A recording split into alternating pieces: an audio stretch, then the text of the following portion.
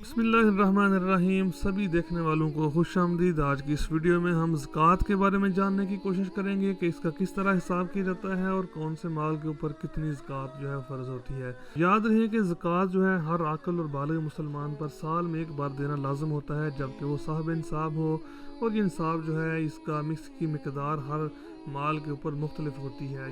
ये इस माल पर फ़र्ज़ होती है जो कि रोज़मर्रा के इस्तेमाल से ज़्यादा हो। मतलब जिस घर में हम रहते हैं, जो गाड़ी हम इस्तेमाल करते हैं, या जो कपड़े हम इस्तेमाल करते हैं, घड़ी इस्तेमाल करते हैं, कंप्यूटर इस्तेमाल करते हैं, जो चीज़ें हम हर रोज़ इस्तेमाल करते हैं उन पे ऊपर ज़कात नहीं होती और उनको निसाब इस कैलकुलेशन में शामिल नहीं किया जाता। सबसे पहले देखते हैं सोना गोल्ड। इस्लाम में जो तालीमात दी गई हैं, अगर किसी के पास 20 दिनार हो तो इससे आधा दिनार ज़कात देना जो है लाजम हो जाता है, जो कि इसका 40वां हिस्सा बनता है। आज के तकरीबन 7.5 तोले सोना या फिर 87 ग्राम हो तो वो बंदा साहिब निसाब हो जाता है। तो उसे उसका 2.5% 2.5% जो है अल्लाह ताला के रास्ते में खर्च करना होता है।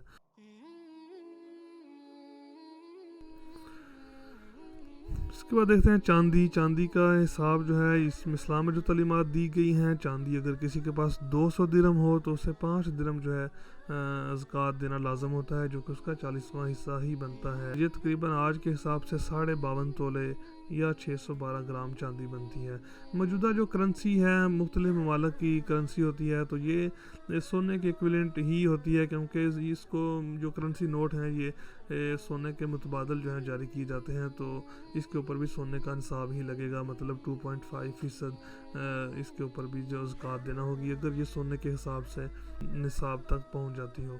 2.5% मालूम करने का जो आसान तरीका है, इसको जो भी अमाउंट हो इसको तकसीम 40 कर दें तो ये उसकी मकदार बन जाती है, ज़कात बन जाती है। अगर 500 ग्राम सोना है या कोई भी अमाउंट 500 है तो जिसके ऊपर हमें ज़कात देनी है तो उसको तकसीम 40 करेंगे, जो भी रिज़ल्ट आएगा तो वो उसकी ज़कात बन जाएगी। अगर मुख्तलिफ मतलब कुछ सोना हो कुछ पैसे हों तो उनका एक साथ हिसाब करने का आसान तरीका है कि उनको एक चीज़ में कन्वर्ट कर लें, उसकी कीमत मालूम कर लें, फिर जो टोटल अमाउंट जिसकी आपने ज़कात मालूम करनी है 2.5% के हिसाब से उसको तकसीम 40 करेंगे तो आपका जो जवाब आएगा वही आपकी ज़कात बनेगी। माल तिजारत जो कि फ़रोख्त के लिए हो, दुकान फैक्ट्री वगैरह में जो माल हो या जो प्रॉपर्टी प्लाट हो तो बेचने के नीयत से लिया गया हो तो उसके ऊपर भी ज़कात का हिसाब जो है 2.5% ही किया जाता है।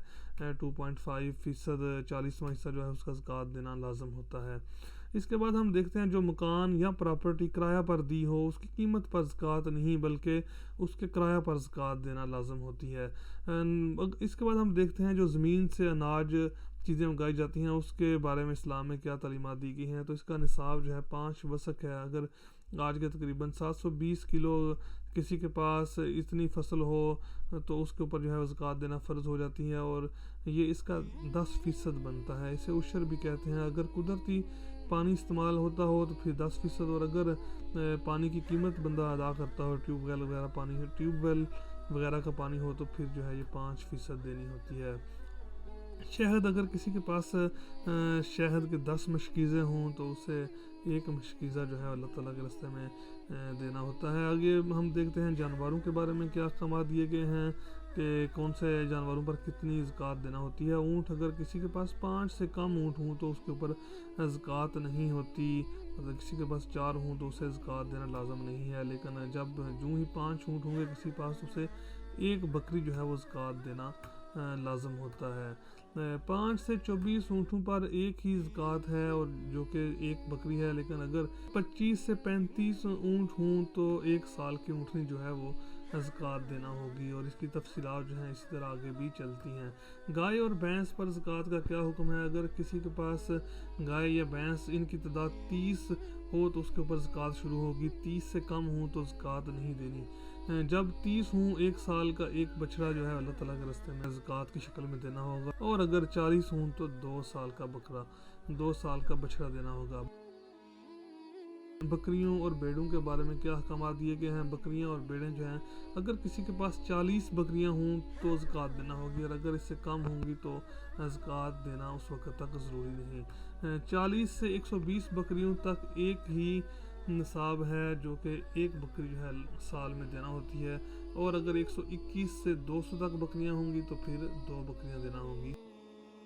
کے بعد ہم دیکھتے ہیں قدرتی خزانوں کے بارے میں کہ اگر کسی کی زمین سے کوئی خزانہ برآمد ہو جائے یا سونا نکل آئے، چاندی نکل آئے، معدنیات، پٹرول نکل آئے، تو اس کے اوپر جو ہے اسلام میں 20% جو ہے زکوٰۃ دینا فرض ہے۔ یاد رہے کہ جو زمین کی قیمت کے اوپر زکوٰۃ نہیں ہوتی، بلکہ جو اس سے فصل برآمد ہوتی ہے، جو اس سے فصل حاصل کی جاتی ہے، اس فصل کے اوپر جو ہے زکوٰۃ یا عشر ہوتا ہے۔ یہ ایک مختصر سی ویڈیو تھی جو امید ہے کہ آپ کو اچھی لگی ہوگی، اور اگر آپ کو مزید تفصیلات چاہیے تو آپ ہمارے چینل پہ دیکھ سکتے ہیں ایک تفصیلی ویڈیو جس کا لنک ہم ڈسکرپشن میں دے دیں گے، تاکہ اگر آپ کو مزید معلومات چاہیے، ڈیٹیل آنسر چاہیے، تو سوال جواب کی شکل میں ایک آپ دیکھ سکتے ہیں مکمل زکوٰۃ کے حوالے سے پروگرام۔